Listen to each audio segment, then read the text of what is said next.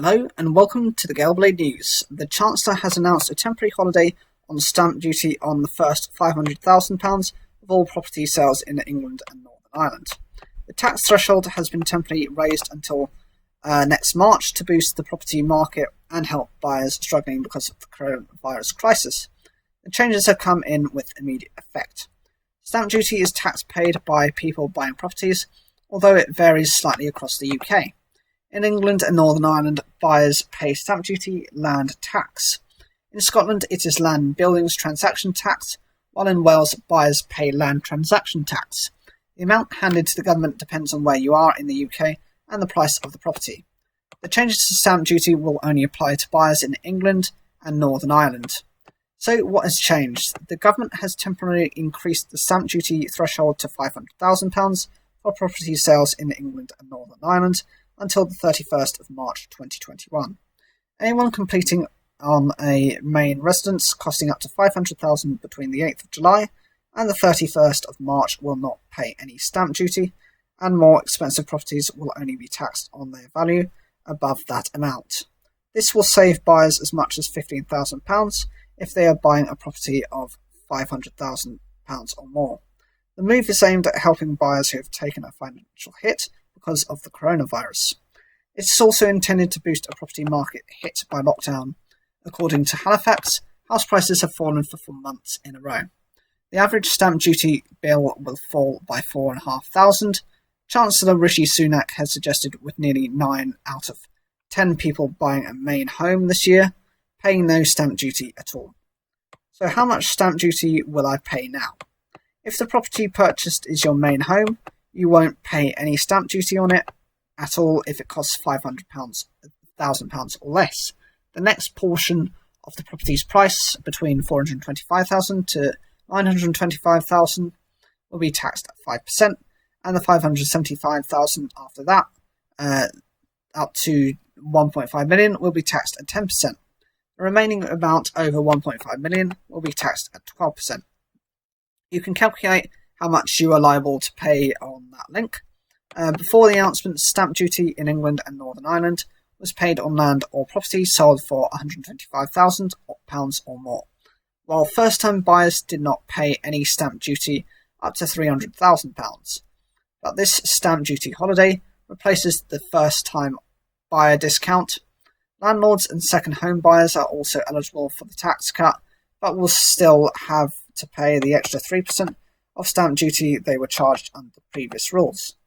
This is a temporary measure designed to boost the flagging property market. It is effectively immediately and will last until the 31st of March next year. However, critics worry it could encourage people who are planning to buy next year to accelerate their plans to take advantage of the tax break. This could leading to a slump in demand when the tax break ends. The holiday applies from the 8th of July, which means anyone completing a property purchase before that date will have to pay the full normal stamp duty. Stamp duty is payable upon completion, so if you've exchanged contracts and are currently waiting for completion, you will be able to benefit from the change. The change will save buyers as much as £15,000 if they are buying a property of £500,000 or more. Before the stamp duty holiday, if you bought a house for £275,000, for instance, the stamp duty you'd have to pay would have been on £3,750. That's based on 0% duty on the first £125,000, 2% on the next £125,000 as £2,500, plus 5% on the final £25,000 to become £1,250. The tax cut means anyone buying a home in Bramall, Stockport, would save £13,603 in stamp duty, based on Rightmove's estimates of an average asking price of £472,053. In Scotland, the rates of land and buildings transaction tax are 2% on £145,000 to £250,000, 5% on £250,001 to £325,000, 10% on £325,001 to £750,000, and 12% on any value above £750,000. Scottish landlords pay an extra 4% land and buildings transaction tax on top of standard rates.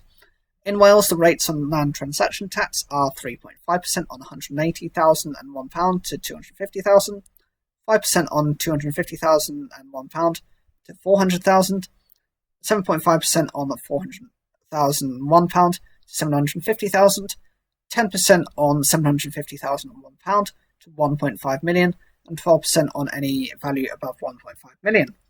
Welsh landlords pay an extra 3% land transaction tax on top of standard rates. The government's annual take from stamp duty is around £12 billion, according to the latest figures released by HM Revenue and Customs. That's roughly equivalent to 2% of the Treasury's total tax take. The 9-month stamp duty holiday will cost the Treasury an estimated £3.8 billion. So what do you think of this reduction in stamp duty? For me personally, it's not going to affect me. I'm not buying a property.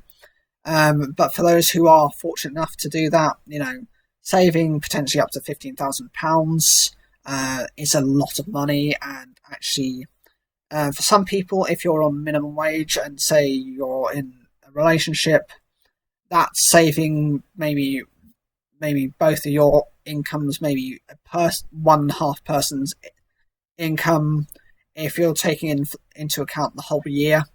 So you're actually doing a lot better than some people who have gotten properties beforehand. And of course, you don't risk in that level of negative equity. Whatever you think about this, leave your comments down below. Like the video if you enjoyed it, and don't forget to subscribe.